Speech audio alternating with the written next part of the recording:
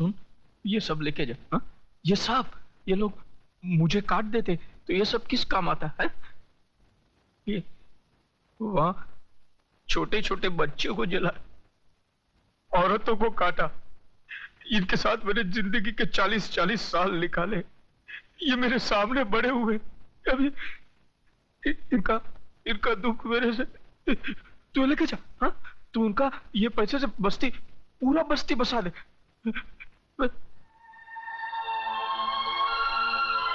क्या देखा है मुझे? हाँ, क्या देखा है मुझे? लेके जा, लेके जा, सब लेके जा।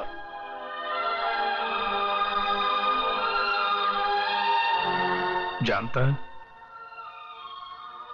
इस शहर में सब लोग एक सपना लेकर आए थे। सबको मैंने यहां आसरा दिया था। मैंने नहीं पूछा था कि तू हिंदू है कि मुसलमान। किन दरिंदों ने यह आग लगाई है, इंसानियत जल के राख हो गई। धनिया, मेरे बचपन में मेरा बाप मर गया, शायद इसलिए बाप बेटे के रिश्ते की मुझे पहचान नहीं थी। चलो, आज वो कमी भी पूरी हो गई। अरे धनिया, तू मेरा बाप है, बाप। मुझे बाप बोला ना तूने? हाँ, तो बड़ा बेटा होने के नाते मुझे एक वचन दे, मैं जिधर भी मरूं ना, मेरी चिता को तू ही आग लगाना। हाँ?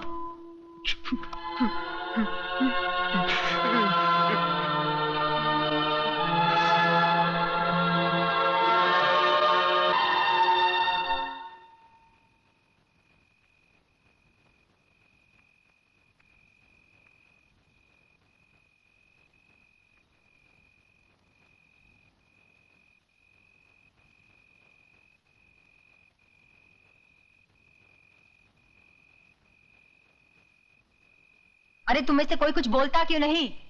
क्या मैं गलत कह रही हूं? क्या तुम्हें मुझ पर यकीन नहीं है?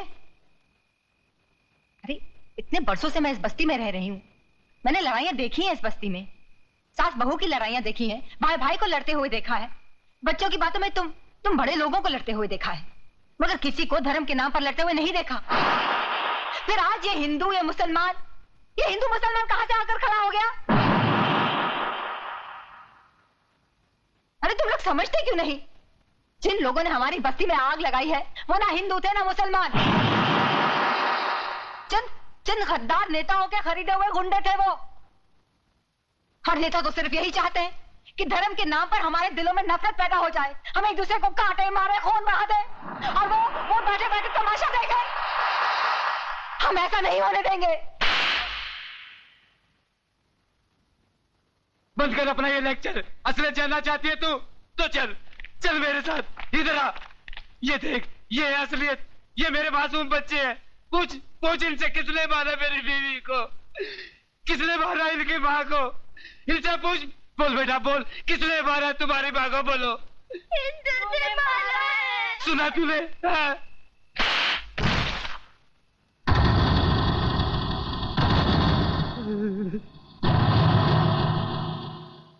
एक बात बता मेरे को, इन मासूमों को हिंदू और मुसलमान के बारे में किसने बताया?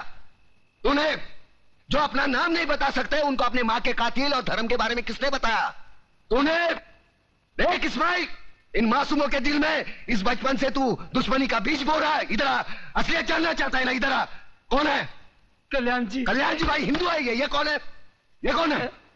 गंगा भाभी। गंगा भाभी, तुम्हारे बच्चे को कौन पाल रहा है? गंगा भाभी। गंगा भाभी, ये हिंदू थे, इनको काय को नहीं काटा?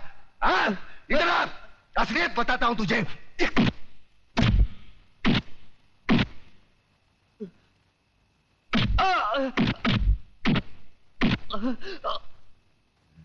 ये ले, ये मुसलमान का खून, ये हिंदू का खून।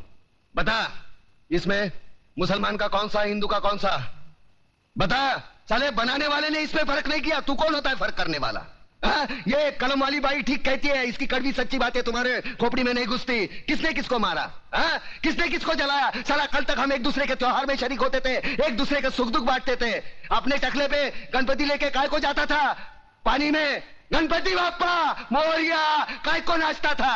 अल्लाहुम्मा सल्ली अला अला सैयदना मौलाना मोहम्मदी व अला आले सैयदना मौलाना मोहम्मदी व बारिक व सल्लीम। ये दुरूद शरीफ तेरे को किसने सिखाया? अब चंद गद्दारों की साजिश में अपने भाईचारे को दफनाना चाहता है। प्रताप, मुझे माफ कर दो, मैं बह गया था प्रताप, मुझे माफ कर दो।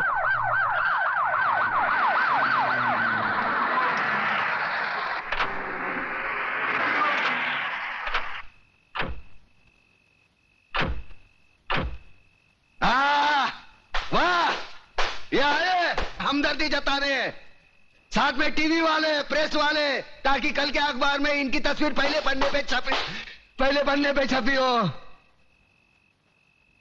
दो बूंद खून का दान करेंगे और अखबार में ऐसा हंगामा मचवाएंगे जैसे गरीबों के लिए इन्होंने अपने खून की नदियां बहाई हो। साले कुर्सी के लिए अपने बहन बेटी को बेचने वाले जल्लाद लोग है ये। कुछ सब ठीक है। तुम्हारे नापाक कदम आगे मत बढ़ाओ, तोड़कर तुम्हारे गले में पहना देंगे। आज तुमने राम और अल्लाह को मारने की कोशिश की है, लेकिन एक बात ध्यान में रखना, हम भले ही ऊपर वाले को अलग अलग नाम से पुकारते हैं, लेकिन हमारा धर्म एक है, मजहब एक है, इंसानियत। तुम जैसे पाखंडी लोग धर्म के नाम पर हम लोगों में नफरत का जहर नहीं फैला सकते। ऐसा बात करता है? अरे हम लोग गरीब का मदद के वास्ते आया है। देखिए भाइयों और बहनों, हमारे हृदय में आप लोगों के लिए हमदर्दी है, इसलिए हम यहाँ आए हैं। अरे नहीं चाहिए तुम्हारी हमदर्दी। क्या गरीब लोग को हमारे खिलाफ भड़काता है? ए नो चल बे, अबे ना चल बे क्या औलाद। अरे दुश्मन, अरे पब्लिक भड़क गया है, भागो इधर से।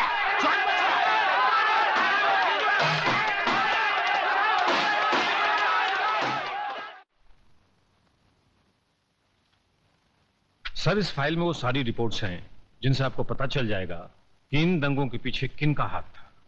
और अफसोस की बात तो यह है सर कि इसमें हमारे चंद गद्दार पुलिस ऑफिसर्स और नेता भी शामिल हैं। इसी वजह से कानून के हाथ भी बन जाते हैं। सर, अगर कमिश्नर साहब सख्ती से काम लेते हैं तो ऊपर से दबाव आ जाता है। देखिए, आप ऊपर के दबाव को बिल्कुल भूल जाइए। कमिश्नर, सबसे ऊपर है हमारा संविधान, हमारा कानून। संविधान से ऊपर ना कोई प्रधानमंत्री है, ना कोई मंत्री, ना कोई अफसर और ना कोई नागरिक। लेकिन सर, मैं जानता हूं आजकल राजनीति में सच्चे नेताओं की जगह चंद असामाजिक तत्व भी घुस आए हैं, जिनकी वजह से आज राजनीति और दूसरे सच्चे नेता भी बदनाम होते हैं। मगर मैं आपको राजनीति से गुंडागर्दी को उखाड़ फेंकने की पूरी सत्ता देता हूं। अगर उसमें कोई रुकावट या अड़चन आए तो उसके लिए आप गृह मंत्री से मिल सकते हैं। Thank you sir. बात दिल्ली तक पहुंच चुकी है चतुर सिंह जी, और दिल्ली से अब हमारा शहर तक, बाद में हमारा घर तक, बाद में जुबान काट दी जाएगी उसकी जिसने ये बात दिल्ली तक पहुंचाई। मुझे सिर्फ ये बताओ कि दिल्ली कौन गया था? अपना एक कमिश्नर साथ गया था उनके। मगर क्या करता है? साफ बोलो। दादा, ये सारा कौरस्तानी उस मेघना दीक्षित है जो अखबार में लिख लिख कर चिंगारी को ऐसा आग बना दिया है जो कल हमारा दामन तक पहुंच सकता है। और वो साला कल का लौंडा कड़का भिखारी, क्या नाम है उसका? प्रताप। दादा, प्रताप का पर काटना मांगता है। प्रताप का पर काटेगा ना तो सिर्फ ताप बच जाएगा और उस ताप में वो जलकर मर जाएगा। हम तो बोलता वो प्रताप का पर मेघना दीक्षित है, मेघना दीक्षित को मारेगा ना। बंद करो ये बकवास, कान के पर्दे फाड़ डाले। जब भी देखो भाषण देते रहते हो साले। तुम्हें पता नहीं कि चतुर सिंह को ऊंची आवाज पसंद नहीं है? अंकुश, ये दीक्षित लड़की का पता करो, जरा हम भी तो देखें जो दिल्ली तक पहुंच गई वो चीज क्या है।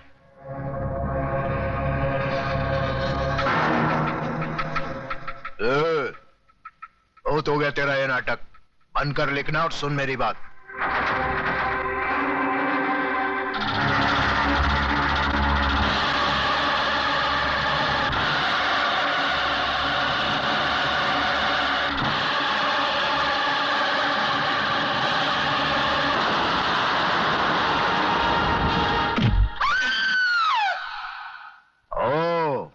तो तू है। हमने तो सोचा था कि इतना कुछ होने के बाद तो तू शर्म से ही मर जाएगी, लेकिन तू तो ए रंडी की औलाद, ज्यादा बोलेगा ना तो जबान खींच लूंगा साले।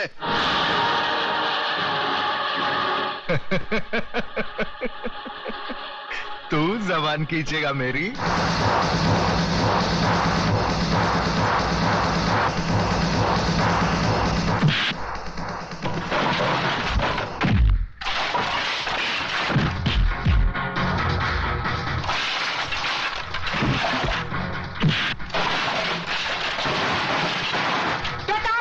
प्रताप छोड़ दो इन्हें, ये बहुत खतरनाक लोग हैं। प्रताप छोड़ दो इन्हें।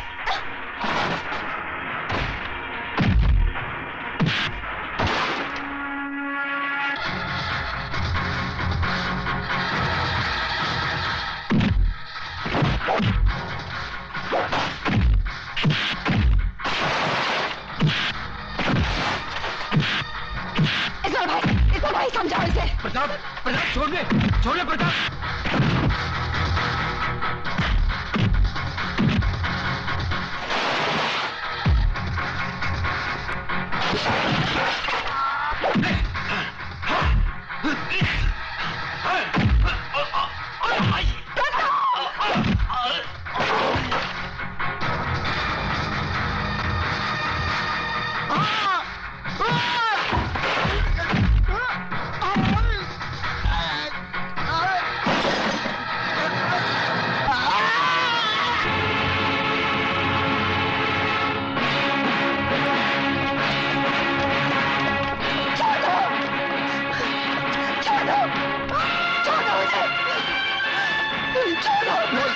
कौन है तू? एक दो कौड़ी का गुंडा तेरे को रंडी बोलता है। कौन है तू? क्या असलियत है तेरी? कौन है तू? कौन है? होली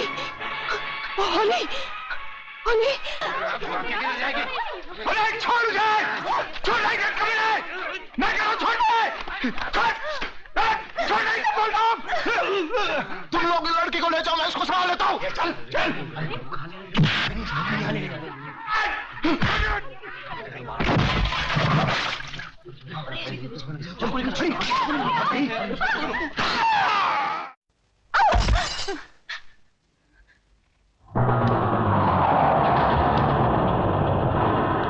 कमीने, खबरदार जो मेरी बेटी को छुआ तो छोड़ दो मेरी बेटी को।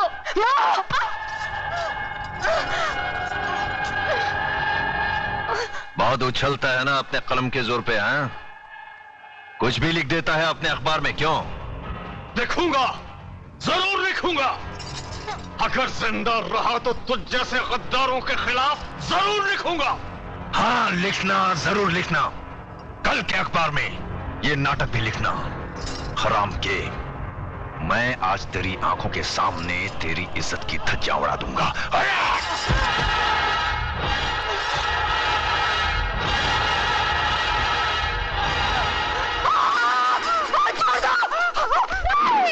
कभी नहीं।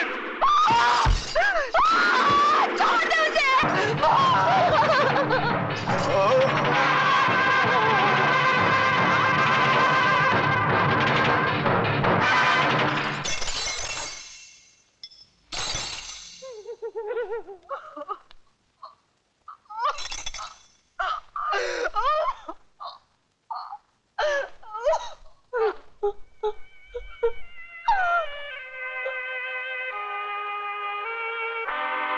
हराम के, देख लिया अपनी गलती का नतीजा।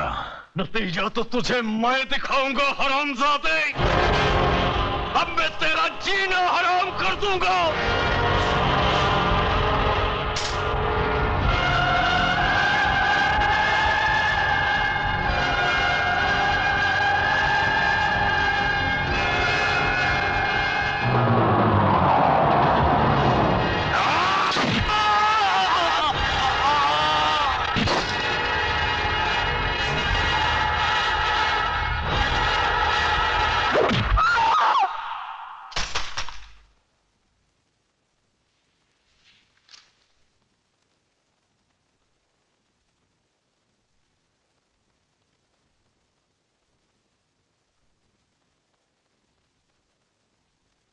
जज साहब, शायद आपको याद होगा, आज से 3 साल पहले ये गोल्ड मेडल आपने एमके गांधी लॉ कॉलेज की first class first student Megha Dikshit को अपने हाथों से पहनाया था। आज वही गोल्ड मेडलिस्ट आपसे ये कहना चाहती है कि ये आदमी जो आपके सामने खड़ा है, ये समाज के नाम पर एक कलंक है। He is a rapist, he is a murderer। इसने मेरे साथ बलात्कार किया है, मेरी आंखों के सामने मेरे माँ बाप को काट दिया। इस आदमी को हमारे समाज में रहने का कोई हक नहीं है, your honour. Objection, your honour. Please let me finish. Mister Mirchandani, इन्हें बोलने दीजिए।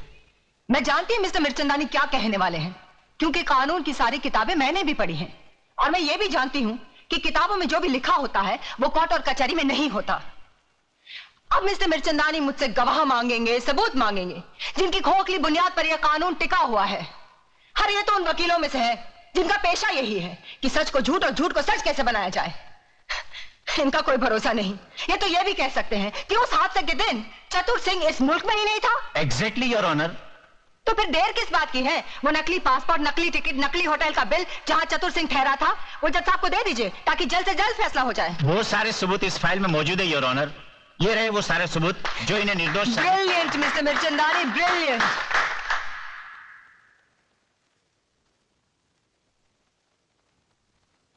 मिस मेघा दीक्षित, आखिर आप कहना क्या चाहती हैं? जज साहब, मैं सिर्फ इतना चाहती हूँ कि आप इन झूठे सबूतों का गला घोटकर एक ऐसा सही फैसला सुनाएं जिससे आने वाले कल में चतुर सिंह जैसे भेड़िए पैदा ना हो, जो फिर से समाज, कानून, औरतों और बच्चों के साथ खेलने की हिम्मत ना करे।